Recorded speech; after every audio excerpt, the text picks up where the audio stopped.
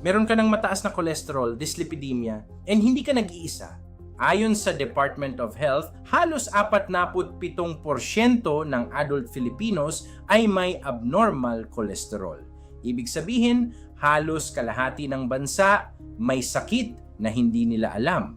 At ang tanong mo, paano? Hindi naman ako mataba. Bakit yung kasing taba ko wala namang sakit? Simple. Dyslipidemia is not a fatness problem. It is a lifestyle problem, built silently, slowly, over years of choices you never questioned. Binigyan ka ng statins, binigyan ka ng fibrates. Kapag bumaba ang labs mo, tuloy lang. Kapag tumaas, tinaasan pa ang dose. At paulit-ulit kang sinasabihan na magbawas ng rice at mag-lose ng weight. Hanggang sa napagod ka. Kaya pumupunta ka na lang sa health center para magpa-update ng maintenance. At sa dulo, tinanggap mo na habang buhay ka ng may gamot.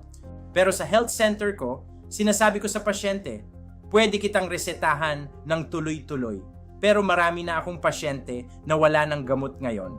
At ang nakakatuwa, 68 to 74 na years old sila at mas masaya pa ang buhay nila ngayon.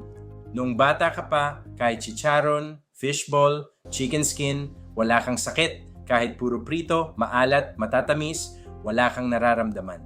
Bakit? Kasi may laro ka, may lakad ka, may trabaho kang mabigat, may galaw ka, at ang katawan mo noon, mas insulin sensitive, mas metabolically flexible. Ang tawag dito, Superman Syndrome. Maganda ang pakiramdam, pero sa loob, unti-unting namumuo ang sakit. At nagsimula ang lahat nung nagkaroon ka ng pera. Diyan na pumasok ang reward system. Lechon, chicken joy, cake, chocolate, samgyup. Kung ano ang masarap, yun ang deserve mo. Pag nag-grocery ka, mura ang tinitingnan. Palm oil, instant noodles, canned goods, instant ulam. At pag may nagsabi sa'yo na canola ang tama, ang sagot mo, arte mo naman, hindi ka Pinoy. Pero eto ang data. Ayon sa American Heart Association, ang saturated fat, mataas sa coconut oil at animal fat, ay direktang nagpapataas ng LDL.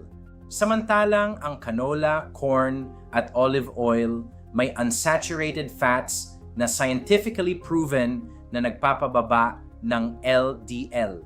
Sa ibang bansa, doktor mismo ang nagsasabi, canola, corn, olive oil. Sa Pilipinas, coconut oil pa rin ang the best. Kahit alam na ng buong mundo na nagpapataas ito ng LDL. Pero ikaw, naniniwala ka sa gusto mong paniwalaan. So, ito ang hindi mo napapansin, hindi ka pa senior, pero ang katawan mo parang 20 years older. Hindi ka obese, pero metabolically unhealthy ka. Hindi ka malakas kahit mukha kang payat. At ang present mo ngayon, pagod ka kahit konting trabaho, hinihingal ka kahit konting akyat, nahihilo ka pag kumain, sumasakit ulo mo pag mataas BP mo at hindi mo alam kung bakit. Pero alam ng katawan mo kung bakit.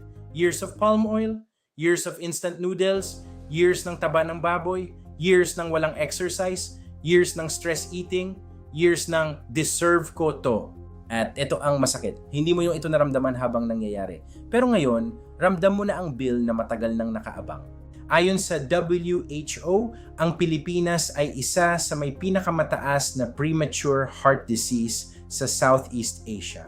At ang number 1 cause, atherosclerosis, na galing sa dyslipidemia. Ito ang present mo, reality. Fast forward, isang araw, hindi mo maigalaw ang kalahati ng katawan mo. Nakangiwi ka, nasa ER ka, at hawak mo ang bond paper na puro gamot. At lahat ng pinaghirapan mo napupunta sa maintenance. 20,000 kada buwan. At sa dulo, ikaw na lang mag-isa. Pero bago mangyari lahat ng ito, may kilala kang tinatawanan mo dati. Siya yung nag-zumba, nag-gym, pumipili ng canola, umiwas sa taba, nag-air fry, nag-grill, kumakain ng isda. Tinawag mo siyang arte, hindi Pinoy, Johnny Bravo. Pero ngayon, wala siyang sakit. Ikaw meron. At bakit? Choices. Hindi malas, hindi minana, choices. Pero hindi pa huli ang lahat. Kung pinapanood mo ito, ibig sabihin hindi ka pa na-stroke. At may oras ka pa.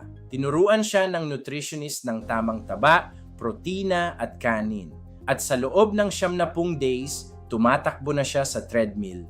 Ayon sa Harvard School of Public Health, ang regular exercise ay nagpapababa ng LDL, nagpapataas ng HDL, at nagpapaganda ng insulin sensitivity kahit hindi ka pumapayat. Kung alam mo na ang healthy lifestyle, bakit hindi mo pa sinisimulan?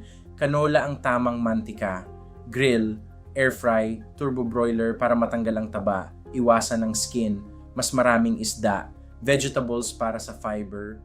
Ay kung may taba ka pa sa katawan, exercise, hindi lakad. Exercise. At kung gusto mo ng pinakamura at effective na step, nasa description ang jump rope na nirecommend ko. Share, ito ang unang hakbang para hindi ka umabot sa future na kinatatakutan mo. Ngayon na alam mo na ano ang gagawin mo, magpapagaling ka ba o mananatili ka sa maintenance habang buhay?